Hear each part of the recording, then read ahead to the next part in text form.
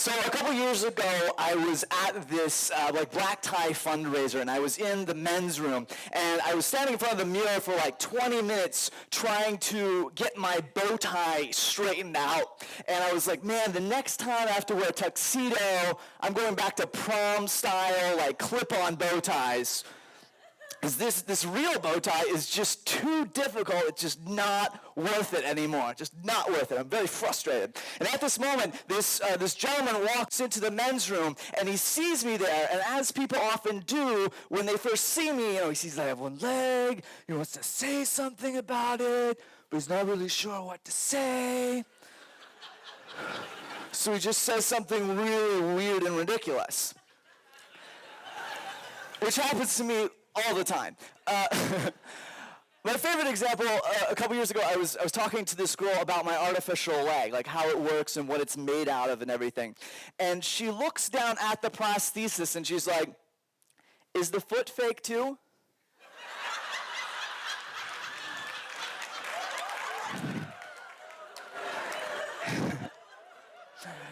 Yeah. True story. True story. You put that one on Twitter. Put a hashtag ridiculous questions. Make that a trending topic.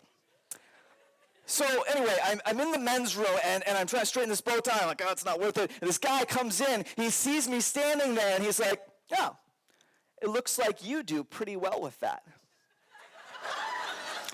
And I am so focused on my bow tie that I assume he is talking about my ability to tie a real bow tie. And I'm like, "Oh, well, thank you. I appreciate that. That's very kind of you." Now, 10 seconds later, this guy and we were standing at the urinals. Dun, dun, dun, dun. Oh, so the urinals in this men's room were glowing white chairs.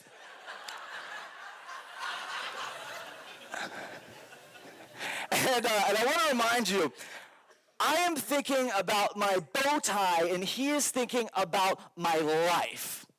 And I'm standing there, and I'm like, "I'll tell you something, though. It's actually pretty difficult. It's pretty difficult." And he's like, "Yeah." It looks like it would be pretty difficult.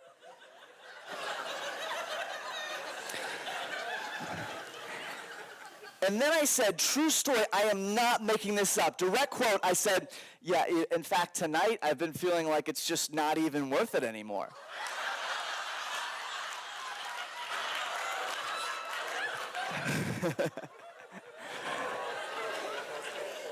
This guy blatantly breaks the number one rule of social interaction at urinals, makes eye contact with me. He's like, "Son, it is always worth it. It's always worth it." And I was like, "Man, I must look better in real bow ties than I thought. Like, this is amazing."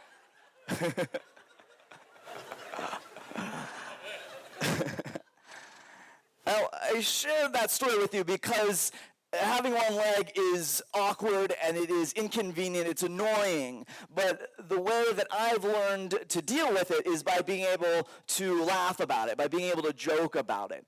And I'm not going to try and stand here and suggest to you that, everything bad that happens to you somehow has this funny silver lining. You can turn your lemons into hilarious lemonade or something like that. But what I do want to suggest to you is that when something bad happens to you, you have a choice about the way that you want to respond to it.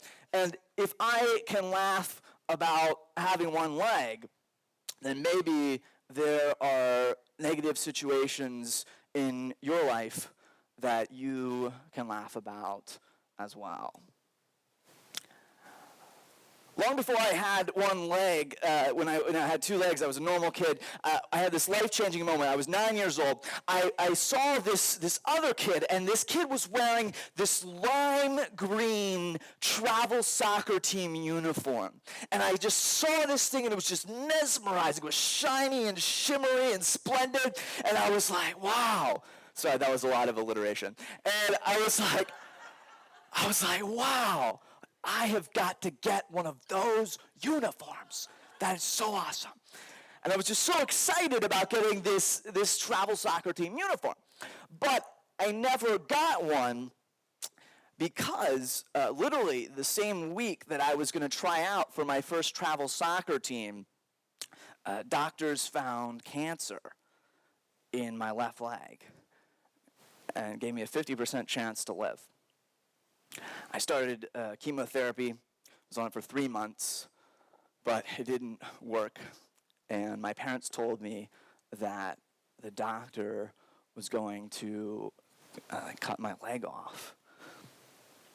And I remember in that moment, sitting in our minivan when they told me, it's like the only thing I could think about was that lime green uniform, because I knew that I would never wear it. I remember the morning of the operation, checking into the hospital with my mom and my dad, and sitting down in the waiting room. And I'd been on crutches at this point for like 3 months because I wasn't supposed to walk on my leg. And I set the crutches down on the ground, and I bent over in this chair, and I wrapped my arms around my left leg. And I remember it was just totally quiet in this room. And then a doctor and a nurse come in, and the nurse is pushing a wheelchair, and the doctor says, "We're ready to take you back now."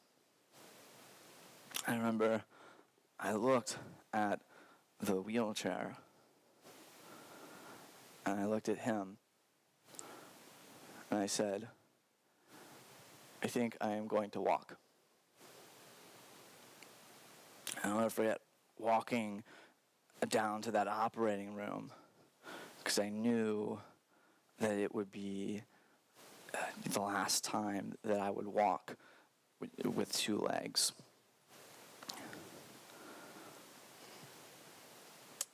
We all have, I think, those moments in our life when, it just feels like everything is falling apart. And I don't know about you, but my only hope is that whenever those times come, I will find the courage to walk. I was eager to get back to playing sports after the amputation, and in fact, 1 month afterwards, I decided to play in a church softball game. And so I go to this softball game, and I set my crutches down behind home plate, and I hop over to the base. I put the bat here, and now the pastor of our church, Pastor Smulin, was the pitcher. And he throws this big underhanded throw towards me, and I wait, and I wait, and I wait, and just as it comes, I swing, and I miss, and I have no balance, of course, and so the force of the swing spins me around, and I fall down in that like dry, dusty infield type of dirt that they have there. But I got back up, and I picked the bat up again. He throws me another pitch, strike 2. And I look over at my dad, who is watching from behind this tall chain link fence. And Dad says, "You can do it, Joshua. You can do it." And the next pitch comes. And I remember what Dad always told me growing up, to keep my eye on the ball. And I swing, and I miss again. And I hop back over, and I pick up my crutches, and I start to walk off the field. And Pastor Smulin's like, "Where are you going?" And I say, I struck out. And Pastor Smulin says, "We're Protestants, brother. We play by grace, not the law."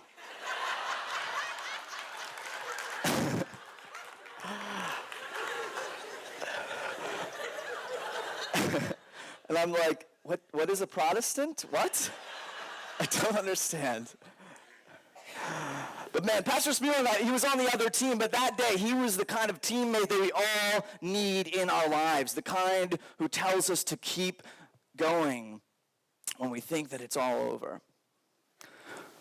I came back to the plate, I took another strike and another, and every single time I swung, I fell down on the ground and I lost the bat. And I kept doing it again and again. And finally, after 9 strikes, my blurry vision starts to enter my eyes. And I'm like, I can't let all my friends from church see me cry. And so I start to walk off the field again just as fast as I can to try and get away. But then I hear my dad's voice from behind that chain link fence. And he says, "Joshua, you almost had that last one." And as I'm walking away, I stop and I look over my shoulder and I see Dad standing there. And he puts his 2 fingers through the fence. And he says, "It was this close." And Dad is my hero. And I knew if he were at the bat, he would never give up. So I go back over and I take another swing. And I take another swing. And finally, on the 13th pitch, I feel the ball bounce off the bat. And by the time it rolls into the shortstop's glove, my friend Tim, who's my designated runner, is already on first base. And I share that story for 2 reasons. Number one, because I think that there is nothing greater that you and I could aspire to in life than to be the kind of hero that my dad was to someone in our life. And number two, because I think that softball game was a lot like life, because in life, unlike normal softball, you get as many strikes as you want, right? You only strike out when you quit. And that lesson later became my ski racing motto when I became a ski racer later in life. My motto, I wrote it on the tip of my skis. It said, 1MT, 1MT, which stands for one more thing, one more time. And that simply means doing one more thing than what you feel like doing, one more thing than what you planned on doing, one more thing than what's required, one more thing than what the competition is willing to do, because sometimes the difference between first place and second place is just doing that one more thing. What is the one more thing that you can do when you return to your normal life tomorrow? What's the one more thing you can do today? After that game, summer turned into fall and fall turned into winter, and I learned how to ski. And I immediately loved skiing because I realized it was something I could do with one leg as well as anyone could do with two legs. But just before I started learning how to ski, something else happened. I got fitted with an artificial leg. And I was still, of course, on chemotherapy, and one day I was in the hospital receiving a chemotherapy treatment. And this medical student came in to examine me. Right? If you've ever dealt with medical students, you know how they're know everything about medicine and whatnot. And so and they do it with arms swinging. Never befriend a motivational speaker. I knock down like glasses at every meal I attend. My friends are always like, dude, you gotta calm down a little bit. Anyway, so I was getting this examination, like eyes, ears, mouth, nose, all this stuff, and he puts his two fingers down on me to get a pulse. He's counting out on his watch. And finally, my mom leans over to him, and she's like, Joshua now has what we call a prosthetic limb, and you are trying to take a pulse from it.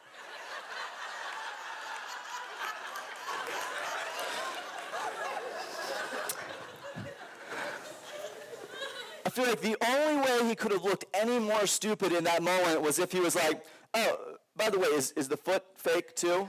Just wondering. But yeah, true story. The disconcerting thing is that guy presumably is out practicing medicine somewhere right now, which is just like, what? But that day was sort of the first time I had that idea of what I told you earlier, that the laughter was the way to deal with the awkwardness of my situation. Anyway, so I had this ski race in my first season of racing, and it was this kind of recreational race, but it was fun. And I went through the finish line, and I was breathing hard, and I stopped there, and I was still on chemotherapy. I was bald. I was wearing a toboggan cap, and this guy that I'd never seen before walks over to me. He puts his hand on my shoulder, and he says, "Son, I used to coach something called the United States Paralympic Ski Team, and I think that you have great potential." And I look at this guy, and I see his pants, and they're red, and they're white, and they're blue, and I look up, and the jacket matches the pants. I'm like, sign me up for these Paralympics.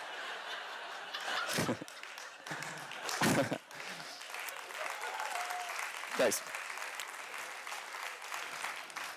See, I could no longer play soccer, but I could ski. What's the sport that you can no longer play? Sometimes the path changes, and we have to choose a new uniform. Many years went by, and to make a very long story very short, 11 years later, I had the incredible honor to walk into the Olympic Stadium in Turino, Italy, for the opening ceremonies of the Paralympics.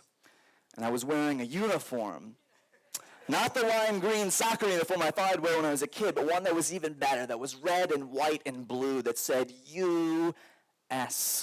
I think it's interesting that sometimes the uniform that we get in life is better than the one that we thought we wanted. And I think it's also interesting that, I didn't start ski racing until after I lost my leg because I couldn't play soccer anymore, which means that if you think about it, going into that stadium, which I consider to be the most beautiful walk of my life, only happened because of the toughest walk of my life, 12 years before, in the hospital. I don't know if you ever think, if you could go back in time to when you were a kid, like what advice you would give yourself, knowing what you know now. For me, I know that if I could go back and I could walk alongside that 9-year-old as he walked into the operating room, I know I would say, listen, I know you can't understand what's happening right now, and it just seems like your whole life is over because you can't play soccer anymore, but believe me, things are going to turn out better than you can possibly even imagine. You're going to become a world-class ski racer. You're going to have a best-selling book. You're going to travel the country as a motivational speaker. Like, I know you can't understand it right now, but trust me, no matter what happens, keep hope alive. Thank you.